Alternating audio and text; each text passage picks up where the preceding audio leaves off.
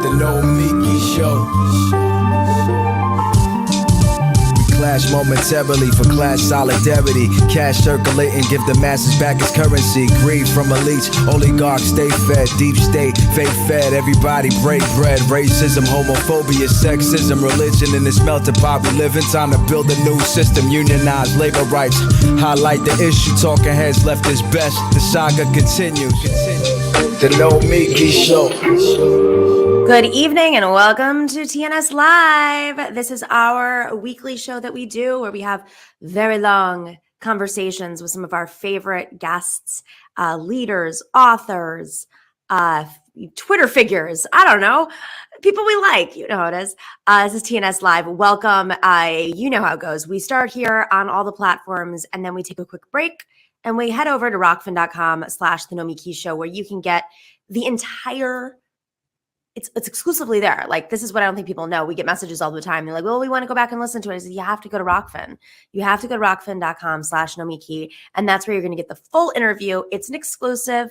Rockfin is a platform that does not rely on algorithms, at least yet. I don't know. I don't know how the science works, but it's not like one of these big tech companies that just decides one day that they're going to switch the algorithm. So, you know, there's more Ben Shapiro and less socialists. You know how it goes. Real fun times we live in. Great time to switch your algorithm. Democracy is at a very interesting. I don't know. I don't even know what to say if we're in crisis or not. But that's why we have our next guests on. They're going to help us think about ways to get out of this mess. I'm feeling dark right now. I don't know if you can tell. I'm sure a lot of you are, but I woke up and I think that the trick for me is not to just go right into reading the news, because I just got out of a news spiral and I'm feeling not great. But that's why we have this community, so we can learn from each other. I am just like you. I'm hoping to learn from our guests and be inspired and hopeful. Don't think that I have all the answers. I'm basically doing this process like publicly and sharing it with you. Our guest today, I'm very excited to have the one, the only Professor Harvey Kaye. Of course, Professor Harvey Kaye, dear friend of the show, always on. There he is, from Wisconsin. Professor Harvey Kaye is a professor emeritus of at the University of Wisconsin, Green Bay. He's an expert in democracy, I guess, is probably, you are the guy we should have on. Author of Thomas Paine and the Promise of America, Fight for Four Freedoms, Take Hold of Our History, and relevant to this conversation, FDR on democracy. And then we have Alan Minsky, who's the executive director of the Progressive Democrats of America, a longtime friend, first time on the show. Welcome. Great to be here. So we are going to be talking about how to save this mess, to get out of this mess, I don't want to save the mess, save our democracy or whatever's left of our democracy. And you two have put out a public call for all progressive candidates and office holders to embrace what? Let's start with whoever wants to chime in. Just talk over each other. Well, should I jump in and say that one way that we're doing that at PDA is we have a candidate questionnaire. PDA is has sort of all three wings of the sort of political, institutional setup, which is that we have a 501c4 lobbying wing called Progressives for Democracy in America, which fits your opening as a title. Then we have a research institute that we're developing called the Tim Carpenter Institute, named after our founder. And then we have a federal PAC. And on our federal PAC, we have a candidate questionnaire. And the final question is, do you support a 21st century economic bill of rights? And so far, we have not endorsed any candidate that has checked no on that. And we anticipate that we will only be supporting candidates that check yes on that. And the candidates we've supported, for instance, are like Jessica Cisneros down in Texas, Greg Casar, Malcolm Frost in Florida, Vincent Fort, Nina Turner. And so we see it as being a definitional element to supporting and being a progressive in 2022. So, Professor Kaye, what Harvey? I called you Professor Kaye. That's for the others. I think we're on a same basis at this point. What is the Economic Bill of Rights? Well, the Economic Bill of Rights is something, it's the kind of thing where people say, oh, as you've just said, what is the Economic Bill of Rights? And one thing we want to make clear from the outset is the Economic Bill of Rights is in response to two dynamics. One, the fact that it has been very much at the heart of the progressive movement going back to Franklin Delano Roosevelt.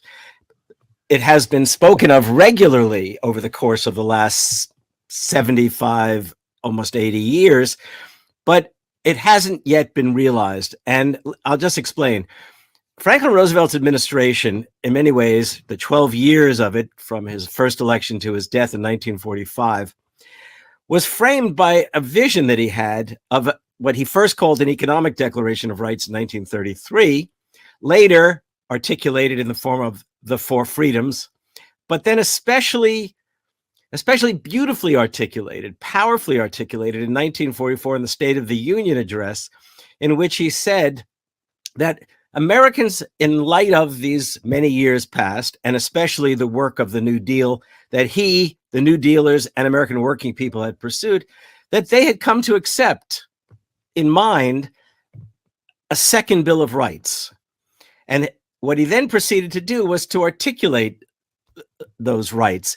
And he did so empowered by a very important development.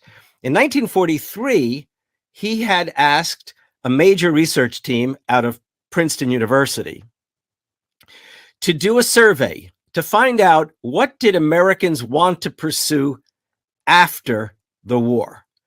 And what he discovered was that basically, and I'm putting words into FDR's mouth and maybe into the mouth of the American people, but not the ideas and not the yearnings, that they wanted a social democratic America, progressive change. They wanted guaranteed health care. They wanted a guaranteed job at a living wage. They wanted a guarantee of education as far as young people were able to pursue it, and a host of other things. And I think I've told you before, Nomiki, that what was really striking in the survey results is that 85% of Americans in 1943 and 44 wanted national health care, guaranteed. And that included, it wasn't just a survey of Democrats, that was Republicans and Democrats. Now, he didn't necessarily expect it to be enacted at the time because he had both Republican opposition and the Southern Democrats, the white supremacist opposition. But he projected it as a vision for America. And what's notable in all of this is at the time he did so, both the American Federation of Labor and the Congress of Industrial Organization and every major civil rights group that had gained strength during the war, in fact, and a host of other left and liberal organizations came out solidly in support of the Economic Bill of Rights and actually pursued it. They actually pushed the FDR campaign, understanding that his victory, if they could get enough progressives elected to Congress, that they could begin to enact these kinds of changes. Now, here's the thing. In the post-war period, the Republicans gained some strength in the chaos of the post-war years, and the Southern Democrats stood firmly against these things because they did not want any kind of integration, and healthcare would have meant integrating Southern hospitals.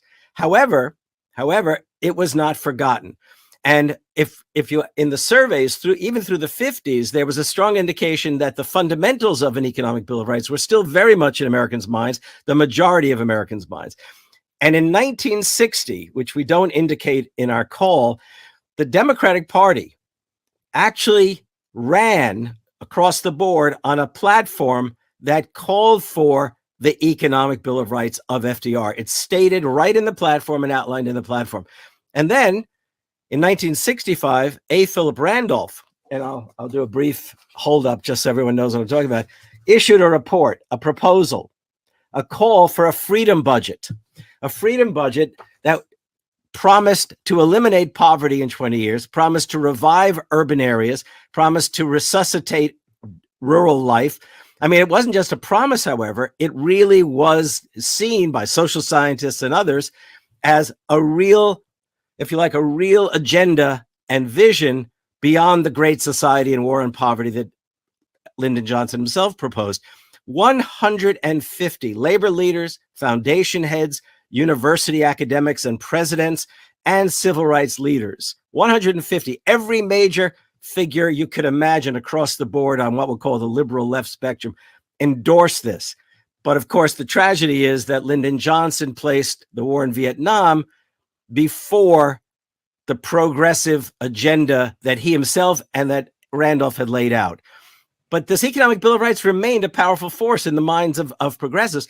And in fact, in 1968, not long before his assassination, Martin Luther King Jr. issued a call for an Economic Bill of Rights.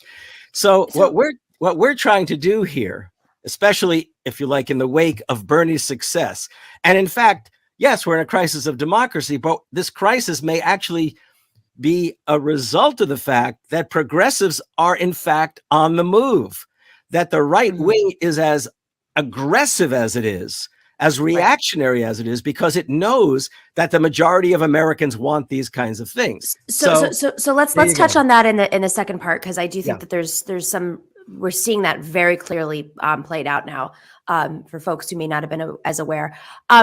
Before we go to a quick break, Alan, what is in the when we have healthcare? What else are people signing up for? Oh, you're on mute, Alan. Are 8 elements to the Economic Bill of Rights. I don't have them. Can you say that again? You cut out for a second. There are 8 entries that we have for the Economic Bill of Rights, and they're now on the screen. And the first one is the right to a useful job that pays a living wage and to a voice in the workplace through a union and collective bargaining. In previous iterations of this, going all the way back to FDR, the specificity of a right to a union was not made clear. Harvey and I decided that since the time of Roosevelt, when obviously unions were on the upswing in America compared to today, it's really essential. That was so understood to be part of what this was about back in FDR's day because of the strength of unions, the rise of unions, that the second half of the number one needs to be reiterated at this historical moment. The right to comprehensive quality health care, the right to a complete cost-free public education and access to broadband internet, obviously free public education, and we have a huge class divide still in terms of internet access. The right to decent, safe, affordable housing, maybe something we can talk about later. That can be a sticky one, even for Democrats and certainly non-progressive Democrats, with a lot of NIMBYism still defining the America that we live in. The right to a clean environment and a secure planet. We maybe can also elaborate on that one later. That is one where I have received a little bit of pushback that we don't specify the climate emergency because of its obviously super unique significance. But as you can see in number 2, we don't say Medicare for all either, but we can talk about 5 and whether we need to have further clarification for the historic moment. Number 6, the right to a meaningful endowment of resources at birth and a secure retirement. If people are confused by the first half of that, think about the child tax credit that we just have and why it's a necessity given the huge class divide that human beings in America are born into today. And 7, the right to sound banking financial services, obviously definitional again in an era of finance capital. And 8, the right to recreation and participation in public life. Unbeknownst to Harvey, I have a slight edit on the second half of that. I think we probably should clarify and say the right to recreation and the right to full participation in civic and democratic life, because that's sort of what we're hinting at. You can't have 6 jobs and participate in a democracy. So if you have a right to a living wage, we want to make it clear that you have a right to freedom, to free time, and to be able to fully participate in civic decision-making in democracy, which currently, as we know, is a massive class divide as to who has a say, who has a voice, and who has the free time to participate. We're going to take a quick little break. Stick around or move over to, actually, stick around if you're on Rockfin. If you're not, move over to Rockfin if you like this conversation. We're going to ask about how this was developed, what what made it in, what didn't make it in. We're going to get into the details of why the right wing is scared of this. What's happening, I think, is reflective of the divides right now that we're seeing play out even online. I think a lot of people are paying attention to what's happening online. And the vehicles in which capital is using the right wing to attack the left right now, which is fighting for working people and the rising left. Join us at rockfin.com/Nomiki. We're going to take a quick little break and continue this really thoughtful conversation about saving our democracy. No big deal.